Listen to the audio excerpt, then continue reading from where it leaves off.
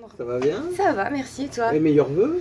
Et oui, bonne année. Comment sont passées ces fêtes? Dans l'humour? Dans le Écoute, rire? La rigolade? Ouais, bah moi je me marre quand même régulièrement. Ouais. Donc, oui, je me suis bien marrée, mais j'ai commencé en 2019 déjà. Je me suis fait éclater le pied à minuit 2 Arrête. par quelqu'un qui a voulu me souhaiter la bonne année, qui m'a sauté sur le pied, il m'a carrément ouvert le pied. Non.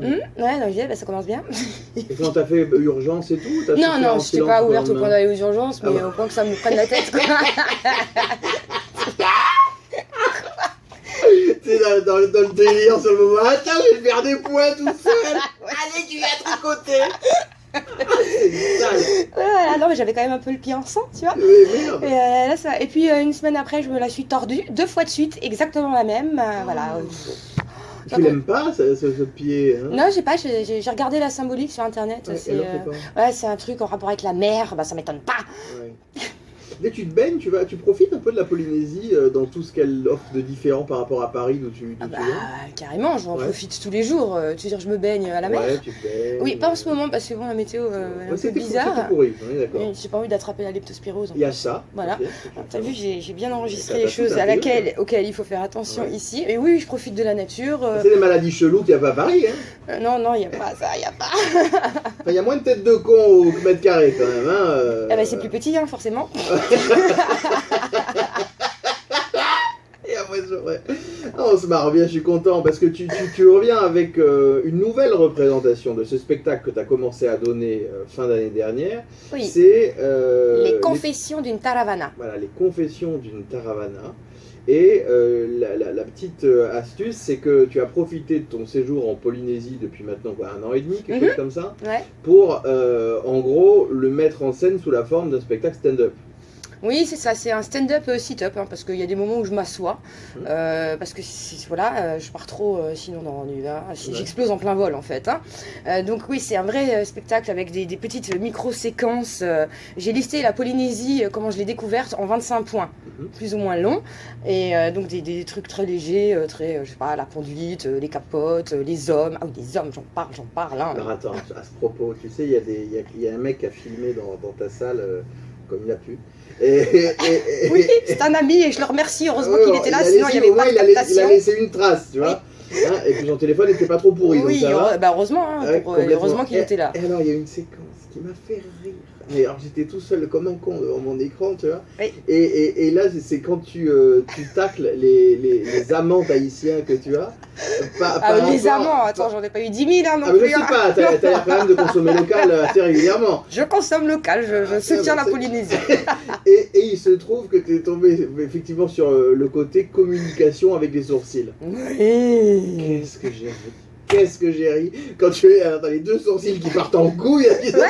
Partent en sucette, ils font le grand 8, les montagnes russes, il y en a qui se retrouvent là, l'autre là. Alors j'ai juste demandé si on se voyait vendredi soir, tu vois, je t'ai pas posé une question qui te permettait aux sourcils de se mettre dans cet état. Hein.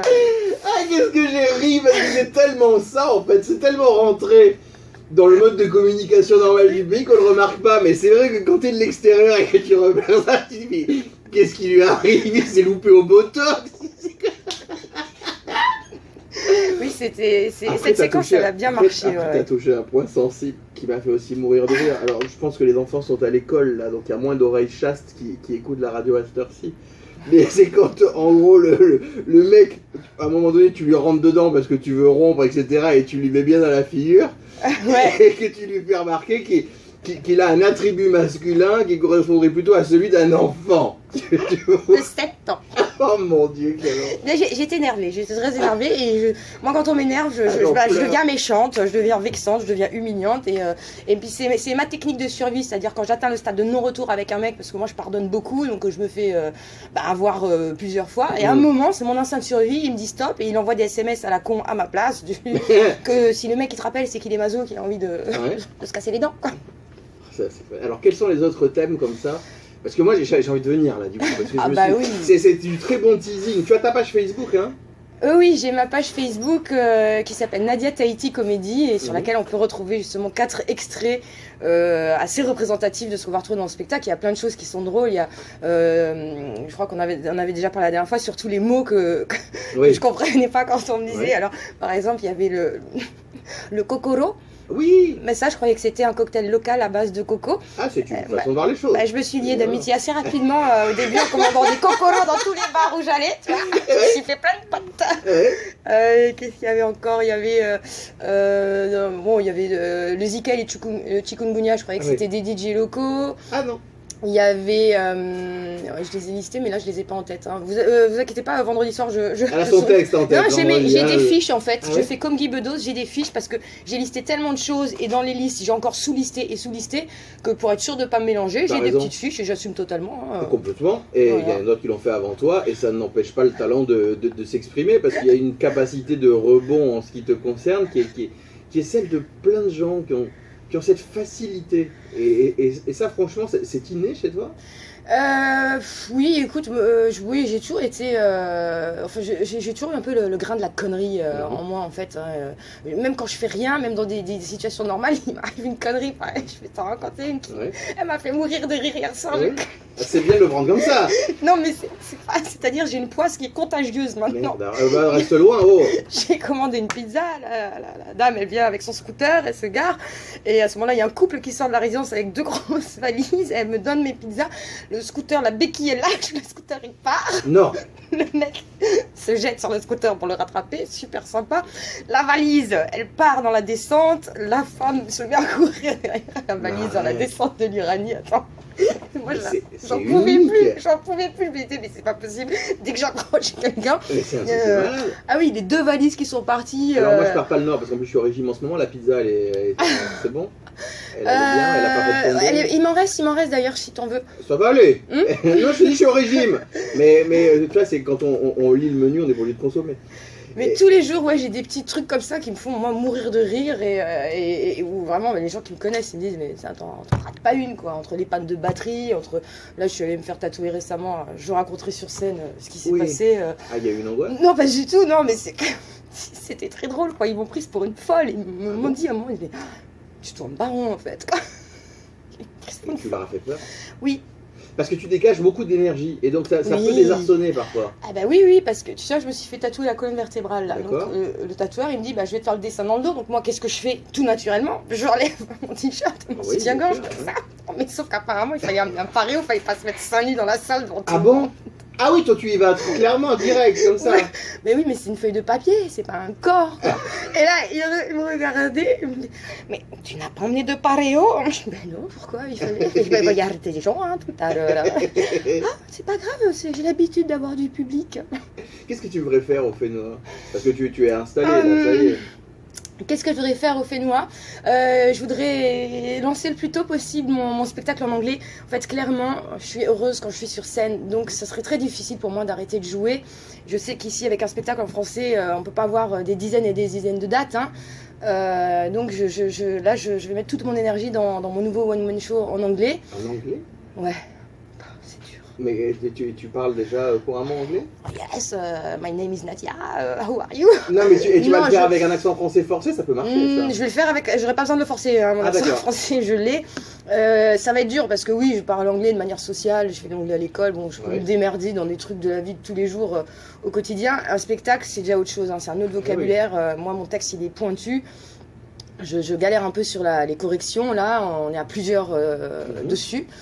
Et dès qu'il est prêt, il faut que j'apprenne par cœur. Je vais avoir quelques centaines d'heures de travail. Ton objectif, c'est quoi? C'est parce que tu as envie de jouer pour les touristes aussi? Oui, mon objectif, c'est de vivre en faisant ce que j'aime. Et comme ce que j'aime, c'est la scène. Et comme avec un spectacle en français, il y aura une durée de vie très limitée, je le tente en anglais. C'est une idée géniale, je trouve. Ouais.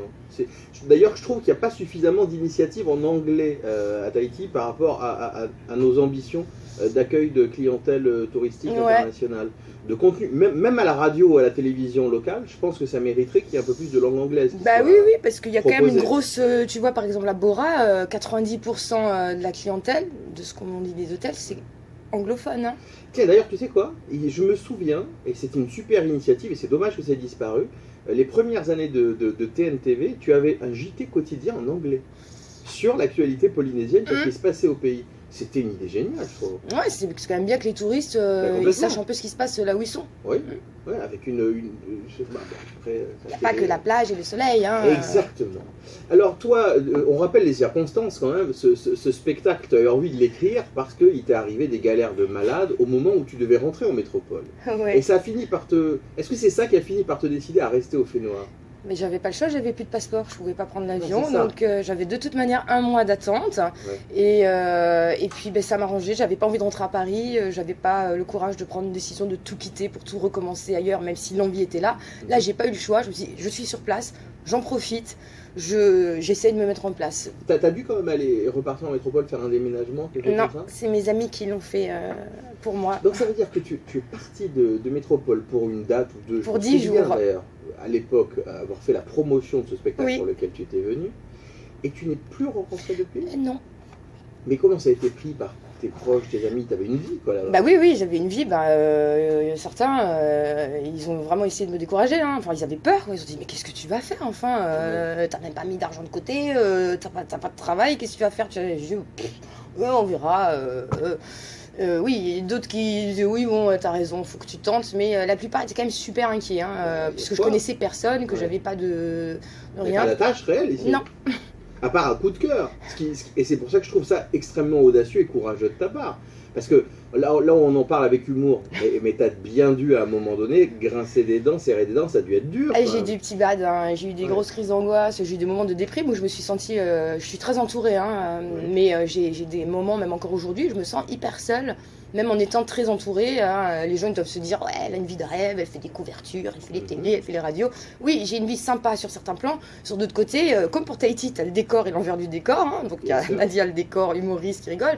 L'envers du décor, c'est que je gagne même pas assez d'argent pour m'acheter une voiture, que pour l'instant, j'ai pas de chez moi, je fais du gardiennage avec grand plaisir puisque j'adore les animaux, mais j'ai pas une vie stable au niveau professionnel et financier. Après, c'est le prix à payer pour que je puisse m'installer à Tahiti et vivre ce que j'ai à vivre ici. Hein. J'ai des avantages et des inconvénients à Paris, j'en ai à Tahiti, c'est comme partout. Ouais. Donc oui, il y a une période de mise en place.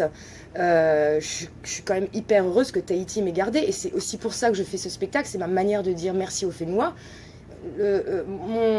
Ma séquestration à Tahiti m'a, entre guillemets, sauvé la vie. Hein. Ça m'a donné un coup d'énergie, une bouffée d'air frais, j'ai rencontré des gens excellent. Alors c'est vrai que j'aimerais bien pouvoir réunir mes amis de Paris et mes nouveaux amis de Tahiti. Là, ce serait... Il y a des billets d'avion qui sont moins chers qu'avant. Ouais, ce serait le rêve pour moi. Ça pourrait être le rêve et il faut s'accrocher à ça et garder ça dans un coin de l'esprit. Et ce que j'ai bien aimé sur ces vidéos, c'est que j'ai remarqué le côté très hétéroclite du public qui était là. Et il était totalement mixte avec des locaux, des Tatars Tahiti qui étaient là. Et donc ça c'est bien pour un spectacle en français d'une popa fraîchement arrivée au Fénois, de parvenir à fédérer même des locaux par ton humour. Alors moi, on m'a dit qu'il y avait plus de Polynésiens que de Popas dans la salle. J'en ai vu quelques-uns, il y en a qui sont venus me parler que je ne connaissais pas. Il y avait quand même énormément de personnes que je ne connaissais pas et il y a des Polynésiennes et des Polynésiens, mais je reconnaissais leur rire. Oui, c'est ça. Je dis, c'est les Polynésiens, ils sont pétés de rire. Ils sont venus me parler à la fin et qui m'ont dit, mais c'est trop cool, on n'a jamais vu une popa qui parle de Tahiti comme ça et ils étaient contents. Je dis, ouais, ce spectacle, il est pour vous. Donc moi, le plus beau des compliments qu'on ait pu me faire, c'est ce que les Polynésiens, en me disant, on est étonné de voir que tu as quand même une connaissance de Tahiti et des... Et tu sais, c'est ce que je me suis dit, je trouve que tu as vite capté plein de choses en fait. Oui, parce que quand je vis quelque part, si tu veux, l'idée c'est pas de rester en surface. Hein. Si c'est pour vivre comme je vivais chez moi, dans ce cas, je reste chez moi. Moi, je ne suis pas restée à Tahiti juste parce qu'il y a les cocotiers, la plage, le soleil. Je voulais vraiment connaître Tahiti, le fond, donc je me suis intéressée à peu près tout ce qui fait Tahiti, autant les jolis côtés Tahiti, autant ce qu'il y a de moins joli, comme la population, une partie de la population qui meurt de faim, qui n'a pas de logement, etc. Et je trouvais que c'était intéressant de parler de toutes ces choses-là dans un spectacle, parce qu'on peut avec l'humour faire passer des messages. Absolument. Et voilà, donc j'en profite pour tacler les gens qui devraient justement s'occuper des gens qui sont dans la misère ici, hein, et qui eux, à part plonger la tête la première dans le pot de confiture et rien redistribuer, je me gêne pas du tout pour dire tout ce que j'ai envie de dire sur ma vision de Tahiti. Et c'est vraiment une déclaration d'amour pour le Fénois. Ben, on a hâte de pouvoir y assister pour ceux qui n'ont pas eu la chance de voir déjà la première représentation qu'il y avait eu. Donc on va donner les détails. C'est vendredi soir que ça se passe. Oui, le 18 janvier à 19h30, donc au Theater Comedy Club. Donc c'est la scène café-théâtre, cabaret, enfin un truc comme ça, la scène du Paradise Night. Exactement, c'est dans les locaux du Paradise, hein, là où il y avait le karaoké à une époque. Ouais. Très bien, donc les billets s'achètent sur place le jour même? Non, il faut faire les réservations par message privé sur la page du Theater Comedy Club et les entrées se payent, se récupèrent et se payent le soir même. C'est 1500 francs, donc c'est totalement abordable pour 1h30 de rigolade. Hein, Oui, et puis comme ça, on arrêtera de dire que tout est plus cher à Tahiti. C'est pas vrai, c'est pas si cher que ça. Super, bah écoute Nadia, j'étais ravi de t'accueillir et puis à très bientôt. Margoulou Alexandre, bisous. Non, c'est bien marré. Total.